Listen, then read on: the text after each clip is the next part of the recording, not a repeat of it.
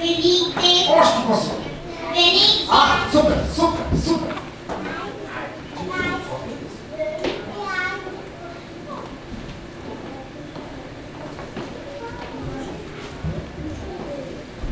На сцената на Кой Попона е София от София. Тя е всъщност една снежанка, но това е на ушки.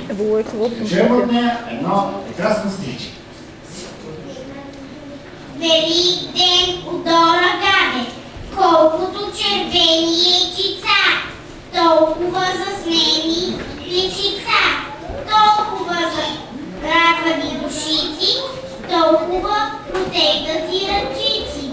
Спрете птички малко песента, че камбани бият на света. Ах, какъв е този свят чудесен, Бог Исус е слънце, радост, песен. Бог Исус е в нашето сърце и в това червено яйчице, дето го държи две ръчички, Бог Исус е в нашите очички.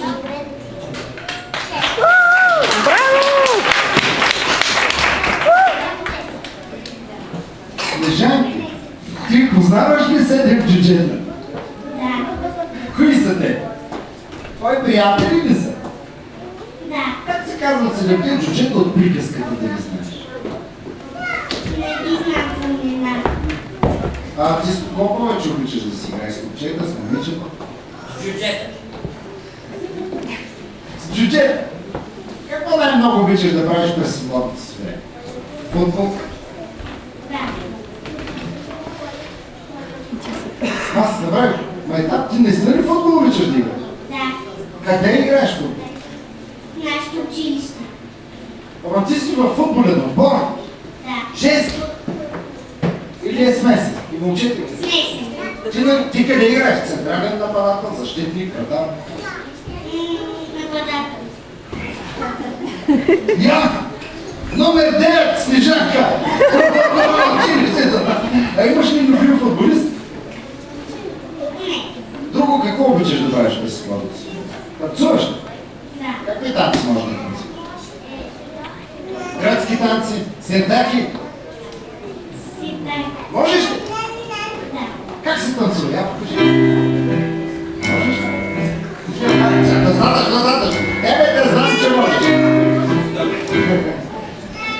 Мама, какво работи? Важда се и кани и пробват различни неща.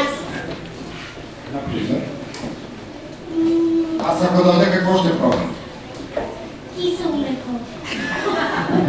А тати какво работи? Не знам точно. Той какъв е? Познаваш ли го? Да. Ти какво ще станеш като пораснеш голяма? Ветеринар. Не да станеш футболист?